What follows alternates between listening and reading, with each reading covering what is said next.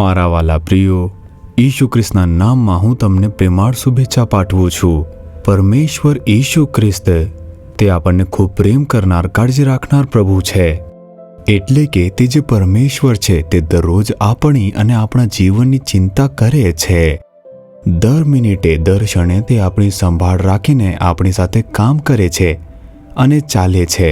પ્રભુ આપણે આપણા વિશે વિચારીએ છીએ તેના કરતાં પણ આપણા વિશે વધુ વિચારે છે।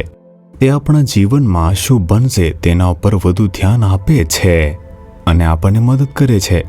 પરંતુ પ્રભુ પોતાની જાતે આવીને મદદ કરી શકતા નથી, તે આપણી જવાબદારી છે। જો આપણે યોગ્ય રીતે પૂર્ણ કરીએ તો પ્રભુની મદદ મેળવી શકીએ છીએ। માથી તેના 26 અધ્યાયના 41મા વચનમાં પ્રભુ કહે છે, જાગતા રહો અને પ્રાર્થના કરો કે તમે પરીક્ષણમાં ન આવો। આપણે જાગતા રહેવું જોઈએ અને પરીક્ષણમાં ન પડીએ એટલે પ્રાર્થના કરો।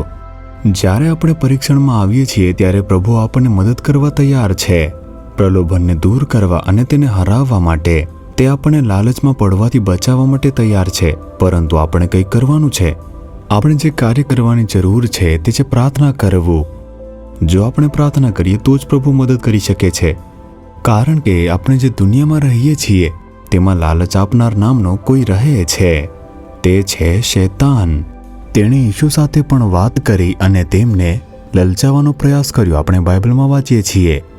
અને તેથી તે આપણા જીવનમાં લલચાવવાનું કામ કરે છે, આપણને પ્રભુથી અલગ કરવા માટે, આપણને પ્રભુથી દૂર કરવા માટે, આપણી જે ખુશી છે અને શાંતિ છે તેને બગાડવા માટે।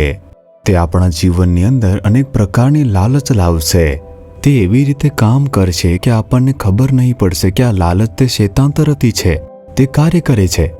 જેમ કે તે કંઈક કુદરતી રીતે થઈ રહ્યું છે। પતિ અને પત્ની, માતા પિતા અને બાળકો, સાસુ અને વહુ વચ્ચે જે સમસ્યા હોય છે, આ સમસ્યા લાલચ તેમના કારણે છે। આપણે દાંત કંચકાવીશું અને તેમના ઉપર આપણે ગુસ્સા કરીશું। બાળકો ઉપર ગુસ્સો, પતિ ઉપર ગુસ્સો, પત્ની ઉપર ગુસ્સો, સાસુ ઉપર ગુસ્સો કર્યા કરશું। તે આપણી શાંતિને બગાડી રહ્યો છે। તેની પાછળ લાલચ આપનાર છે। છુપાઈને તે લોકોનો ઉપયોગ કરે છે, ગુસ્સો કરાવે છે અને આપણી શાંતિનો બગાડવાનો પ્રયાસ કરે છે। શૈતાન તે લાલચ આપનાર છે। બાઇબલમાં તે કહેવામાં આવ્યું છે, તે છુપાઈને કાર્ય કરી રહ્યો છે। તેની પાસે આપણા માટે કેવી સમસ્યાઓ છે, કેવી લાલચો છે તે આપણે બિલકુલ જાણતા નથી। આપણે વિશ્વાસથી દૂર થઈ જઈએ તે એવી લાલચને આપણા જીવનની અંદર લાવે છે। આ રીતે આપણા કાર્યસ્થળમાં, આપણા પડોશમાં, આપણા સેવા કાર્યમાં ઈશ્વરની ઈચ્છાથી આપણને અલગ કરવા માટે તે જીવનમાં લાલચ લાવશે। કોઈ રીતે તે આપણને પ્રભુથી અલગ કરવા માંગે છે। તે તેના માટે લાલચનું આયોજન કરશે। શું આપણે જાણીએ છીએ શું આવશે? નથી જાણતા। તેથી જ રોજ સવારે જ્યારે હું ઉઠું છું, સૌ પ્રથમ હું પ્રભુના ચરણોમાં બેસીને તેમની સ્તુતિ કરું છું। હું વચનનું મનન કરું છું। હે પ્રભુ, આ દિવસે મારા જીવનમાં કયા પ્રલોભન આવશે હું જાણતો નથી। શૈતાન મારા પર કેવો હુમલો કરશે તેની યોજનાઓ શું છે હું જાણતો નથી, પણ તમે જાણો છો। તમે મારું રક્ષણ કરો છો પ્રભુ। શૈતાનની કોઈ પણ ચાલાકી મારા પર કાબુ મેળવશે નહીં। શૈતાનની કોઈ ચાલાકી મારા ઉપર કાર્ય કરશે નહીં। કોઈ પણ આત્માના કાર્યો તે મારા પર હાવી થઈ શકશે નહીં। તમે મારું રક્ષણ કરો છો। હું રોજ આ રીતે પ્રાર્થના કરું છું અને દરરોજ પરમેશ્વર આપણું રક્ષણ કરે છે।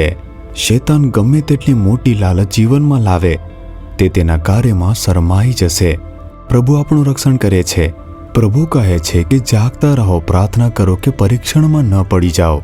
પણ જુઓ, કેટલાક લોકો ઊંઘતા રહેશે, સવારે 8 વાગ્યા સુધી ઊંઘે છે એવા ખ્રિસ્તીઓ પણ છે। આપણે સવારે વહેલા ઉઠવું જોઈએ, વધારે ઊંઘવાની ઈચ્છા ન રાખવી જોઈએ। જો આપણે 6 કલાક સૂઈએ તો આપણું સ્વાસ્થ્ય જીવન જીવી શકીએ છીએ। ડૉક્ટરો આમ કહે છે। નાના બાળકોએ થોડી વધુ ઊંઘ લેવી જોઈએ, બસ એટલું જ। જે મોટા લોકો છે તે લોકોએ 10 કલાક કેમ સૂવું જોઈએ? તેથી આપણે સવારે વહેલા ઉઠીને પ્રાર્થના કરવું જોઈએ, વચન વાંચવું જોઈએ, આપણે પોતાને પ્રતિબદ્ધ કરવું જોઈએ, તેમાં જ તો આશીર્વાદ મળે છે। સવારે પ્રાર્થના અને પ્રભુને શોધ્યા વિના તમે તમારા જીવનમાં કેવી રીતે આશીર્વાદ મેળવી શકો છો? તેથી તમારા પાપથી પસ્તાવો કરો અને કહો, હે પ્રભુ, આ દિવસે શૈતાન મારા જીવનમાં શું લાલચ લાવશે, સંઘર્ષ લાવશે હું જાણતો નથી, પરંતુ પ્રાર્થના કરું છું મારું રક્ષણ તમે કરો, માર્ગદર્શન આપો, મને શૈતાનના બધા પ્રલોભનથી તમે બચાવો। આ રીતે તમે પ્રાર્થના કરીને જુઓ, તમે તમારા જીવનમાં તમારા સંઘર્ષથી દરરોજ વિજય પામશો। પ્રલોભન તે જીવનમાં આવશે, લાલચ પણ આવશે. તમે જીતી જશો. તમે કદી પડશો નહીં. તમે તેનાથી દબાઈ જશો નહીં. તમે જીતશો, પ્રગતિ કરશો. તેથી પરમેશ્વરને જોઈને કહો, હે પ્રભુ, મારે સવારે વહેલા ઉઠવું જોઈએ, રાહ જોઈને પ્રાર્થના કરવી જોઈએ, મારે જાગવું જોઈએ, પ્રાર્થના કરવી જોઈએ. ગભરાશો નહીં. શૈતાન આજે ગમે તેટલી યુક્તિઓ તમારા જીવનમાં કરે, કોઈ પણ વસ્તુ તમને હરાવી શકશે નહીં, પછાડી શકશે નહીં.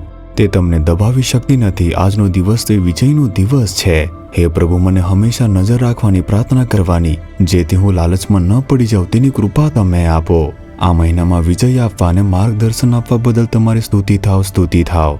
ઈશુના નામમાં આમેન, આમેન.